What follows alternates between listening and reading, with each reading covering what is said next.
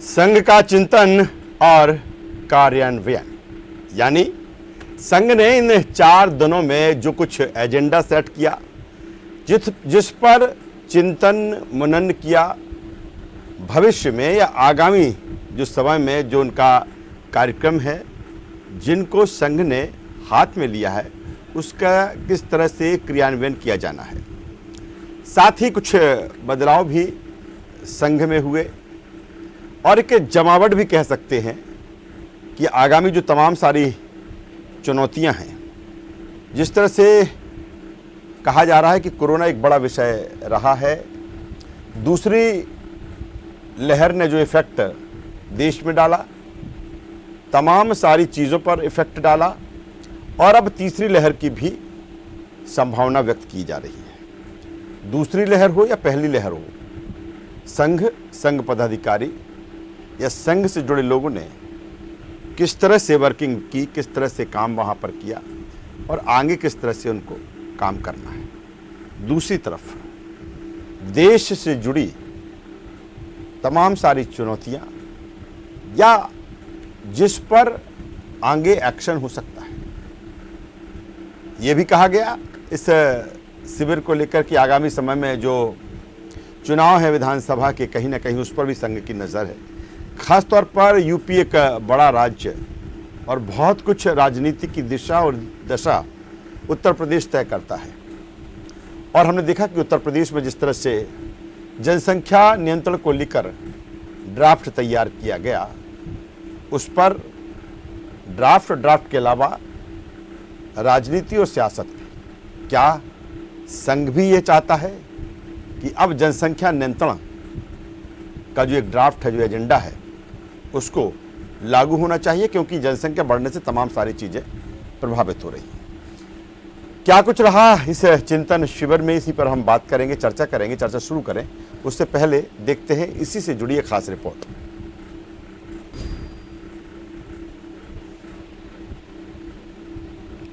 चित्रकूट में आरएसएस का चिंतन शिविर संपन्न हो गया। 4 दिन चले इस चिंतन मंथन में जो अहम फैसले लिए गए, उनमें खासतौर से कोरोना की तीसरी लहर की रोकथाम और लोगों को किस तरह से जागरूक किया जाए, इस पर रणनीति तैयार की गई। साथ ही संघ के पदाधिकारियों की जिम्मेदारी में भी बदलाव किए गए हैं। क्या कुछ रहा 4 दिन चले शिविर का ब्यौरा, पहले एक नजर डालते हैं। संघ और बीजेपी के बीच समन्वय की जिम्मेदारी दी गई। सह सरकार्यवाह अरुण कुमार को यह जिम्मेदारी मिली है। बंगाल समेत कई प्रांतों के प्रचारक बदले गए। कोरोना की तीसरी लहर का सामना करने रणनीति तैयार की गई। संघ तीसरी लहर का सामना करने देशव्यापी कार्यकर्ता प्रशिक्षण का आयोजन करेगा। प्रशिक्षित कार्यकर्ता 2.5 लाख स्थानों तक पहुंचेंगे। संघ की 27,166 मैदानी शाखाएं एक बार फिर शुरू हो गई हैं। बहरहाल ये तो रही संघ की बैठक को लेकर वो बातें जो सामने आई, लेकिन सूत्रों की माने तो मंथन के दौरान देश में चर्चित सबसे अहम मुद्दों के लिए मास्टर प्लान बनाने की दिशा में संघ काम कर रहा है। धर्म, संस्कृति और सियासत तीनों मोर्चों पर संघ के भीतर ब्रेन स्टॉर्मिंग जारी है। संघ के पदाधिकारी हर मुद्दे पर घंटों उन्होंने बहस की। बहस इस दिशा में भी हुई कि क्या संघ को अपना चेहरा सेकुलर दिखाने की कोशिश करना चाहिए। क्या सेकुलर छवि देश और राज्यों में भाजपा की सरकार बनाने में मददगार होगी। क्या पारंपरिक वोटर संघ की इस नई सेकुलर छवि को लेकर सहज हो पाएगा। अगर देश में कोरोना की 3rd वेव आती है तो संघ किस तरह सेवा की भूमिका निभाएगा। इसके अलावा धर्म परिवर्तन और घर वापसी के अलावा जनसंख्या नियंत्रण पर केंद्रीय कानून लाने पर भी मंथन किया गया है। बहरहाल एक तरफ चित्रकूट में संघ के दिग्गज देश के ज्वलंत मुद्दों पर चिंतन मंथन कर रहे थे, तो इधर कई तरह की सियासी हलचलें भी दिखाई दे रही थी, जिनका सीधा संबंध भले ही चित्रकूट की बैठक से ना हो, लेकिन कहीं ना कहीं इसका असर साफ दिखाई देता ही है। मिसाल के तौर पर भोपाल के गोविंदपुरा क्षेत्र में पार्क की जमीन संघ के अनुषंगिक संगठन को देने के मामले ने खासा तूल पकड़ लिया। राज्यसभा सांसद दिग्विजय सिंह इस मुद्दे पर मुखर भी दिखाई दिए और उग्र भी।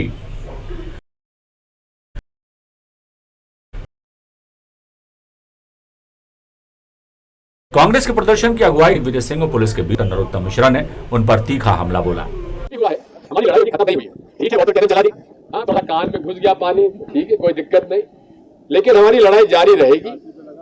और साथ में हम लोग जब तक ये इंडस्ट्रियल एस्टेट के जो एसोसिएशन है वो हमारे साथ है, हम उनके साथ खड़े रहेंगे। और ये शिलान्यास भले ही कर दिया उन्होंने, हम लोग जाके उस शिलान्यास को तोड़ेंगे। धन्यवाद। हमने सख्त से सख्त कार्रवाई की है। पुलिस ने कोई कोताही नहीं बरती है।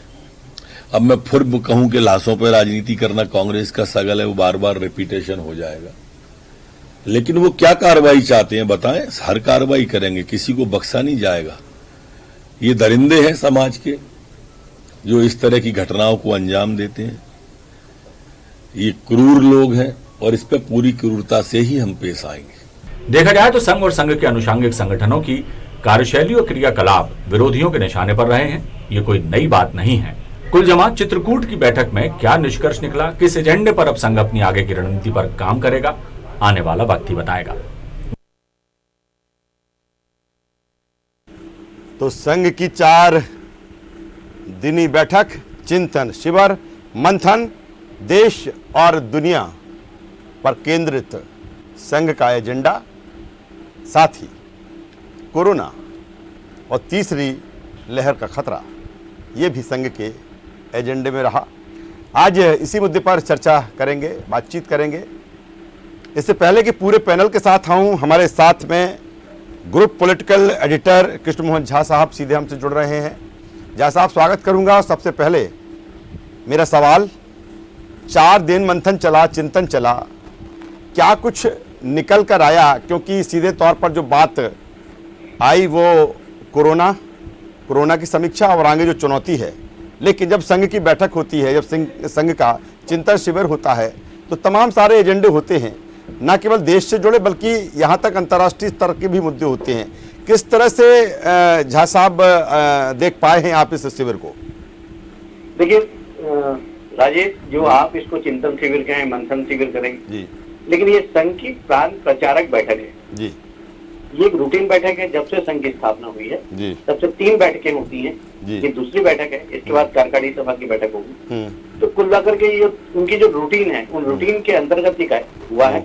और उसमें जैसे मैंने पहले भी आपसे कहा था कि इनके 3 एजेंडे थे, उस 3 एजेंडे में महत्वपूर्ण रूप से वही काम हुए, चाहे वो एक तो कोरोना की समीक्षा, किस ढंग से संघ ने कार्य किया, संघ के संगठनों ने कार्य किया, और तीसरी लहर को लेकर के क्या तैयारियां हुई हैं और किस ढंग से और बेहतर तैयारी की जाए, ये एक महत्वपूर्ण विषय था।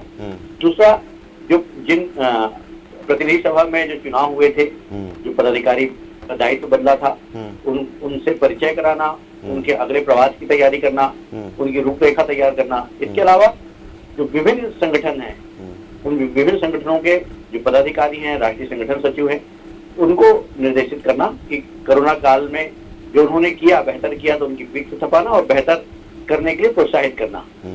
तो ये महत्वपूर्ण चीज है। इसके अलावा जो एनपीआर है, और आपने अभी कॉमन सिविल कोड की भी बात की, आपने जनसंख्या नियंत्रण कानून की बात की, ये सब भी एक चर्चा हो सकती है। लेकिन जो अधिकृत तौर की जो बात होती है, अधिकृत तौर पर केवल अभी यही व्यवस्था बनी है। लेकिन झा साहब, ये कहा जाता है कि जब संघ बैठक करता है, कोई भी बैठक हो, या जिस तरह से आपने कहा कि रूटीन ये बैठक थी, लेकिन निगाहें सबकी होती है, नज़र सबकी होती है। क्योंकि जब संघ की बैठक होती है तो कहीं ना कहीं बड़े इशूज उसमें होते हैं, और जो वर्तमान में चल रहे हैं, जिनको हम सामायिक भी कह सकते हैं, उन पर भी कहीं ना कहीं पूरे समय संघ की उस पर नज़र होती है। और यही कारण है कि इस भले जिस तरह से आपने कहा कि ये जो प्रांत प्रचारक, अखिल भारतीय प्रांत प्रचारक जो बैठक है वो है, लेकिन एजेंडे तमाम सारे हैं। क्योंकि अभी हमने देखा कि आगे इलेक्शन है, फिर अभी जिस तरह से जिस ड्राफ्ट पर यूपी काम कर रहा है जनसंख्या नियंत्रण को लेकर, और इसीलिए कहा जा रहा है कि कई चीज़ें संघ की बाहर आती हैं लेकिन कई अंदर से नहीं आ पाती। तो आप चूंकि बेहतर तरीके से जानते हैं संघ की कार्य प्रणाली को, उसकी वर्किंग को, इसीलिए क्या तमाम और एजेंडे होंगे जो समसामयिक भी हैं? देखिए, निश्चित रूप से संघ जब बैठता है, संघ आज कितना बड़ा संगठन हो चुका है कि, और संघ की जो सबसे बड़ी इकाई आज की डेट में देखा जाए तो भारतीय जनता पार्टी है। तो भारतीय जनता पार्टी का जो बृहद स्वरूप हो चुका है, उन बहुमत से सरकार केंद्र में है, तो कहीं ना कहीं अपेक्षाएं अपने लोगों से बहुत अधिक हो जाती हैं और जिम्मेदारियां भी बढ़ जाती हैं। जब भी अपना व्यक्ति कोई कुर्सी में बैठता है तो उसके साथ उसको उसकी बातों को सही साबित करने का, अपने लक्ष्य को प्राप्त करने का बहुत बड़ा जवाबदेही जो है संगठन की होती है। तो कहीं ना कहीं ये एक बड़ी जवाबदारी संघ के पास है कि अभी तक की जो घोषणा हुई है उस घोषणाओं को अमली जामा पहनाया जाए। इसके अतिरिक्त जो आपने देखा होगा कि यदि ट्रिपल तलाक की बात हुई, कॉमन सिविल कोड की बात हुई, या फिर अनुच्छेद 370 की बात हुई, ये तो गुरुजी के जमाने से चलती आ रही बात। उसे धीरे धीरे करके अब अमल हो चुका है। जी। तो कहीं ना कहीं जो अब जो बचे हुए मुद्दे, उन बचे हुए मुद्दों को जमीनी स्तर पर मूल रूप देना, ये चलिए इसकी झा साहब, तैयारी हो काफी रही है। अहम बात इन 4 दिनों में जो अहम सारी चीजें रही हैं बेहतर तरीक़े से समझते हैं कृष्ण मोहन झा साहब, उसी के अनुसार बता रहे हैं। लेकिन तमाम चीज़ों पर चर्चा हो रही। बहुत शुक्रिया कृष्ण मोहन जी इस तमाम जानकारी के लिए। तो group political editor Krishna Mohan Jha ji हमसे जुड़े हुए थे और संघ में क्या कुछ 4 दिनों में रहा उसका लब्बो लबाब वो दर्शकों को बता रहे हैं। पूरे पैनल के साथ आते हैं और डिबेट को हम आगे बढ़ाएंगे कि क्या कुछ इससे इम्पैक्ट और इफेक्ट है। हमारे साथ में डॉक्टर गुलरेज शेख साहब हैं, बीजेपी के नेता प्रवक्ता। गुलरेज जी आपका स्वागत है। हमारे साथ में है राकेश सिंह यादव जी, कांग्रेस के नेता प्रवक्ता। राकेश जी स्वागत करूंगा। और वरिष्ठ पत्रकार आशीष दुबे साहब हमारे साथ में हैं।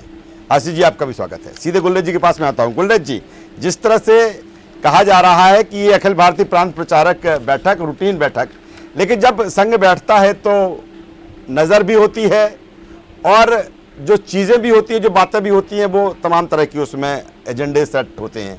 आपसे समझना चाहूँगा, आपने जो समझा होगा और क्या कुछ मान सकते हैं इसको लेकर, क्योंकि ये भी कहा जा रहा है कि कहीं ना कहीं जिस तरह से जनसंख्या नियंत्रण का ड्राफ्ट एक यूपी से शुरुआत हुई है, कहीं ना कहीं संघ की इस पर भी चर्चा हुई है और ये भी कहा जा रहा है कि संघ को अपना चेहरा सेकुलर दिखाने को लेकर कोशिश करना चाहिए। शायद इस पर भी चर्चा हुई, ये भी कहा जा रहा है, क्योंकि उसका इस बात से भी कह सकते हैं जब डीएनए वाला बयान आया था उसके बाद। क्या कुछ मानते हैं इस बैठक में और क्या कुछ आप समझ पाए?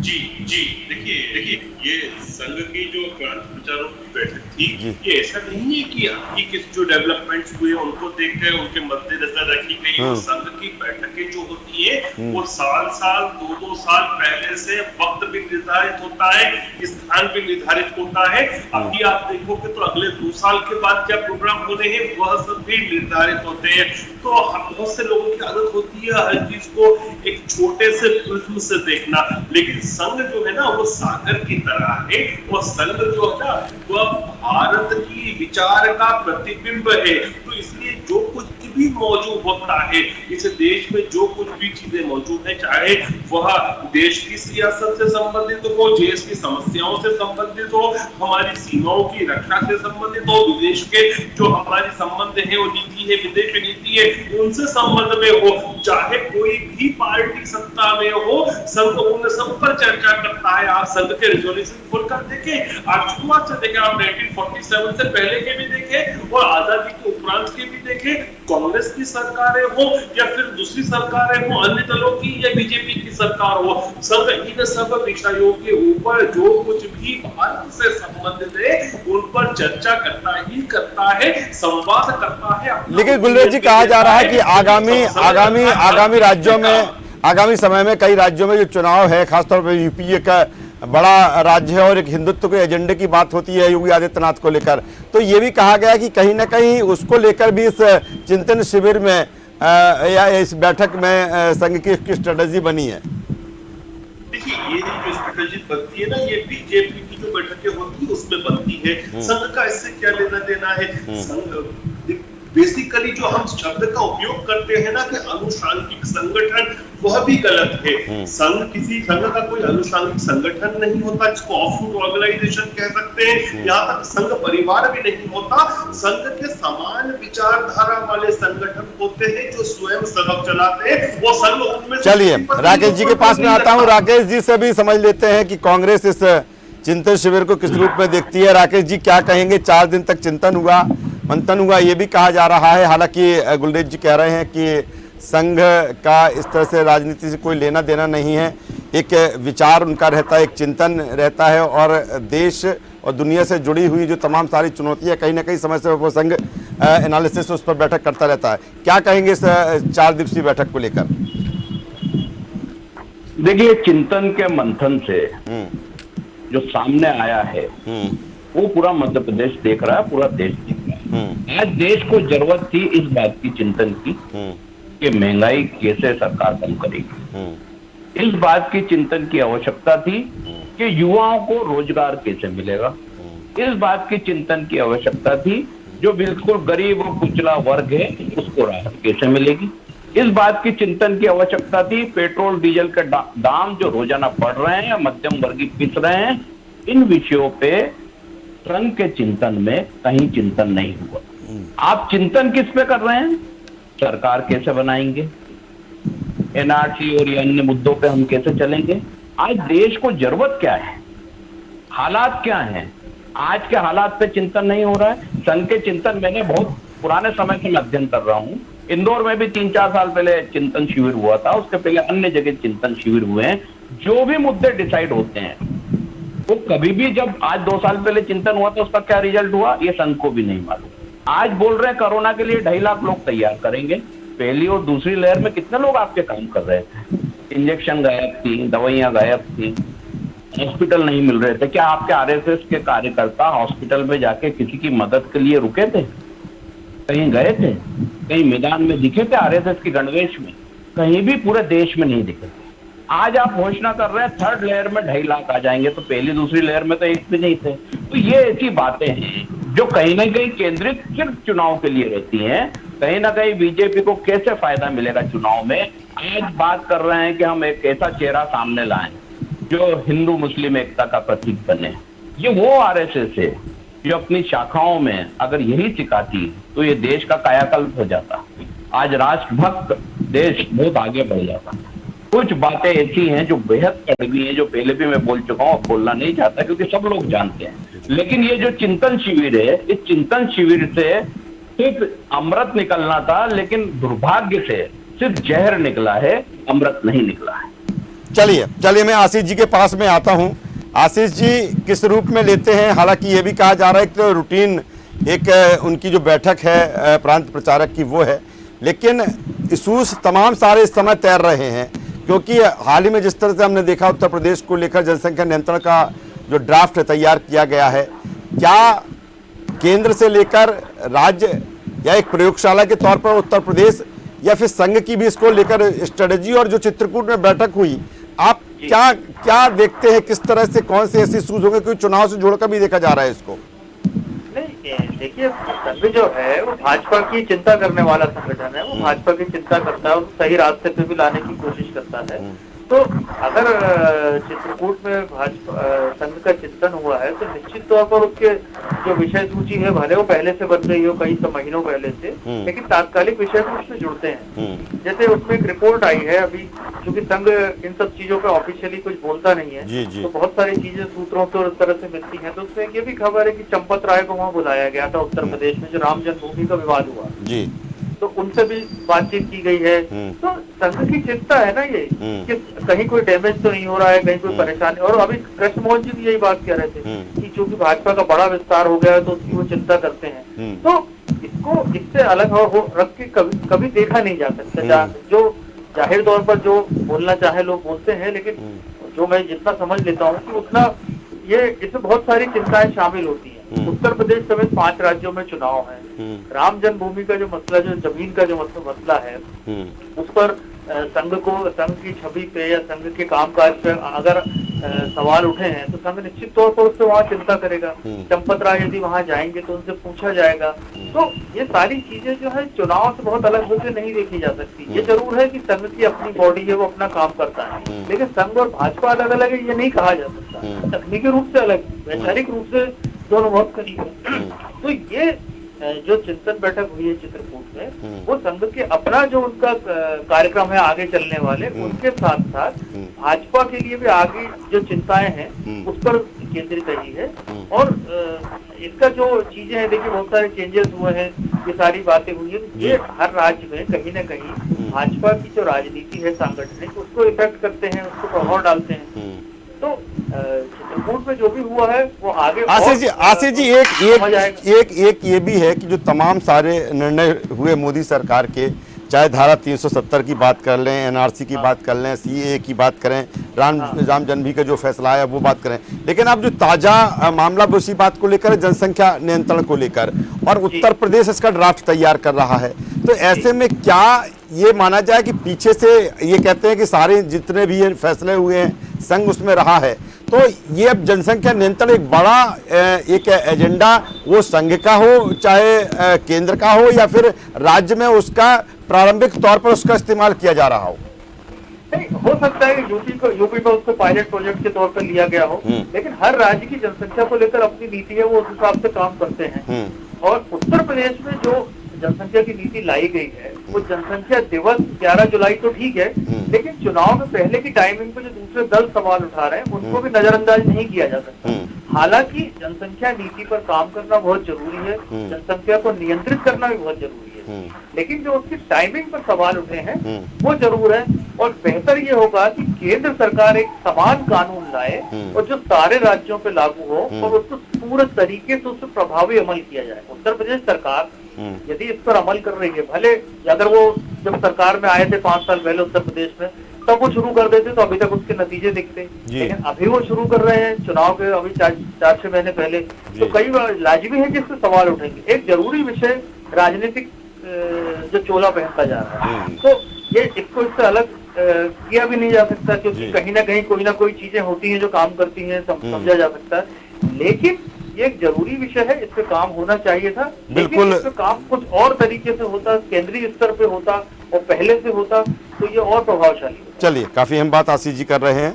डॉक्टर गुलरेज शेख साहब के साथ पास में आता हूँ। गुलरेज जी, राकेश जी ने सवाल उठाया है कि जब भाई संघ चिंता करता है और उसका काम ही चिंता करना है, तो इस समय सबसे बड़ी जो चिंता है वो महंगाई है, बढ़ते हुए डीजल पेट्रोल के रेट से हैं, और इसको नियंत्रित करने के लिए संघ काम नहीं कर रहा है। सीधा सा उन्होंने सवाल खड़ा किया है। क्या जवाब होगा राकेश जी का या कांग्रेस को लेकर आप?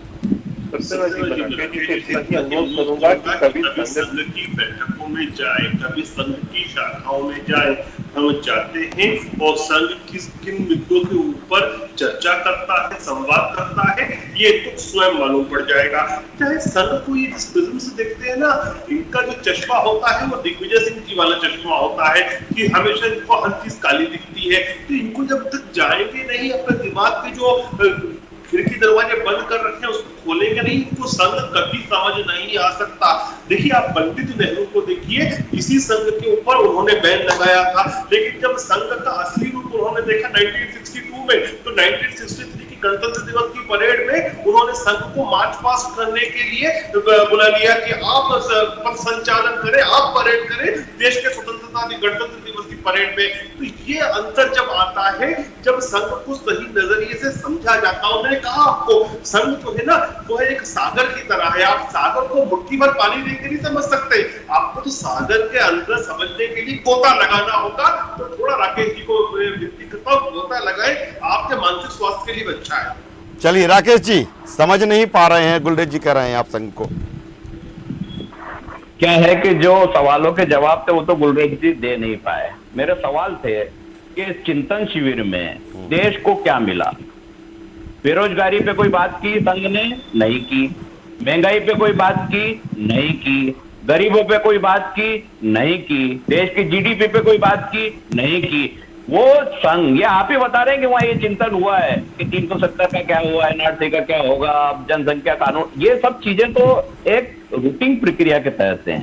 जो देश में हालात हैं, जो बर्बरता के हालात हैं, आर्थिक हालात भयानक हो चुके हैं, 7 साल में देश बर्बादी की कतार पे पहुंच गया है, उस पर चिंतन की आवश्यकता थी कि जो प्रधानमंत्री आपने चुने हैं वो अपनी कसौटी पे खरे उतरे या नहीं उतरे, या अगले चुनाव में हम दूसरा प्रधानमंत्री लाएंगे या इनको ये सुझाव देंगे, वो जनता के समक्ष आना थे, वो नहीं आए।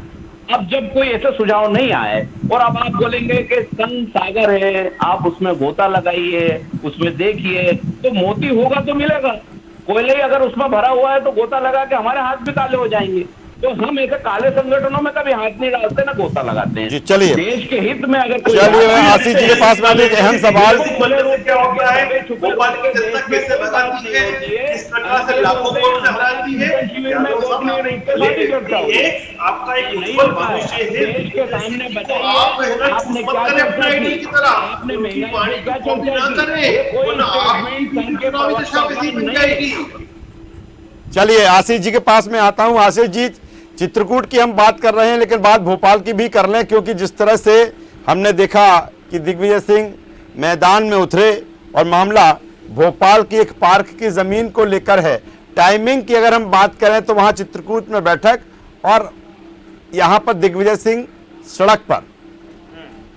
आशीष जी देखिए, हाँ देखिए, अब ये मुद्दा वैसे जो जमीन अलॉटमेंट का कुछ दिन पुराना है जी। और जिसको लेकर के बहुत दिनों से इस तरह के कुछ अंदरूनी तौर पर सवाल भी चल रहे थे और एसोसिएशन जो उद्योग की वो बात कर रही थी, लेकिन संघ को लेकर दिग्विजय सिंह का जो नजरिया है वो सबको अगर पॉलिटिकली देखा जाए तो साफ है, वो बिल्कुल उस विचारधारा के खिलाफ हमेशा खड़े होते हैं। तो इससे संयोग माना जा सकता है कि उन्हें ये मुद्दा यहाँ पर मिला उस बैठक के दौरान की लघु उद्योग भारती को यहाँ पे जमीन दी जा रही है। लेकिन देखिए जो मुद्दा है और अगर वो सही है कि किसी पार्क को उजाड़ के इस तरह से किया जा रहा है तो उसमें सरकार विचार कर सकती है। सरकार ने शायद एक बार इस बारे में कहा भी है, आश्वासन दिया भी था। तो ऐसे मुद्दे जब आते हैं तो जो संघ ने अपनी छवि जमीन को लेकर वहाँ चिंता करी है राम मंदिर की जमीन पे, तो यहाँ भी इस तरह की भले छोटी चीजें हैं लेकिन कोई बड़ा नेता उसमें शामिल होता है तो बड़ा मुद्दा बनता है और वो छवि पे बात आती है। तो कई बार ऐसा होता है कि सरकार के लोग आगे होकर इस तरह से कुछ डिसीजन ले लेते हैं और बाद में विवाद होता है। भोपाल में एक बार एक बहुत बड़ी जमीन को लेकर एक बार पहले भी हो चुका है इस तरह का विवाद। तो ये एक संयोग हो सकता है कि उन्हें इस तरह का मुद्दा मिल गया, लेकिन संघ अगर वहां पर बैठा है चित्रकूट में और एक लंबी सरकार की छवि पर और अपनी छवि पर चिंतन कर रहा है तो निश्चित तौर पर आगे आने वाले समय में कुछ नई चीजें आनी चाहिए, क्योंकि अभी थोड़े दिन पहले एक रिपोर्ट थी कि संघ अपने आप को हाईटेक बना रहा है। वो अपने कार्यकर्ताओं को सोशल मीडिया पे ला रहा है और वो अब संवाद करना चाहता है हर वर्ग से, जिसमें लाजमी है कि मीडिया भी होगा। तो अगर ऐसा होगा तो दोनों तरफ से चीजें खुल के सामने आएंगी तो और इस पर निष्कर्ष निकालने में आसानी होगी, संघ का मत सामने आएगा। चलिए, संघ का बिल्कुल मत सामने आएगा और बिल्कुल अहम बात कह रहे हैं आशीष जी कि तमाम सारी चीजें संघ की जो बैठक होती है उसमें क्या कुछ हुआ अधिकतर सामने नहीं आती हैं, लेकिन आशीष जी कह रहे हैं कि जिस तरह की टीम तैयार की जा रही है, कुल मिलाकर देखा जाए जो आरएसएस का चिंतन शिविर था या जो बैठक थी प्रांत प्रचारकों की वो संपन्न हो चुकी है, लेकिन अब उस क्रियान्वयन की बात हो रही है। तमाम सारे इशूज़ बैठक में रहे हैं, कुछ बाहर निकल कर आए, कुछ अंदर रहे, जिस पर आज हमने चर्चा की। देखना होगा कि संघ की जो आगे की रणनीति है वो किस रूप में सामने आती है। हमारे साथ जुड़ने के लिए राकेश सिंह यादव जी आपका, डॉक्टर गुलरेज शेख साहब आपका, वरिष्ठ पत्रकार आशीष दुबे साहब आपका, तीनों मेहमानों का मैं शुक्रिया करूंगा। तो कुल मिलाकर संघ का चिंतन और कार्यान्वयन आगे जिस तरह से जो कुछ हुआ है, जो कुछ रणनीति बनी है, उस पर संघ काम करेगा। हालांकि सीधे तौर पर जो कहा जा रहा है कि इस तरह की बैठकें होती रहती हैं, रूटीन बैठकें हैं, इसमें कुछ बदलाव भी नज़र आते हैं, चर्चा भी तमाम मुद्दों पर होती है। अखिल भारतीय प्रांत प्रचारक की ये बैठक थी और 4 दिन तक चित्रकूट में चली, समापन हो चुका है। देखना होगा कि जो विषय संघ ने हाथ में लिए इस बैठक के जरिए, जो कुछ बदलाव इस बैठक के जरिए किया गया है, आगे किस तरह से इम्पैक्ट और इफेक्ट उसका दिखता है। हमारी चर्चा में बस इतना ही। न्यूज़ वर्ल्ड पर खबरों का सिलसिला लगातार जारी है, बने रहिए हमारे साथ। नमस्कार।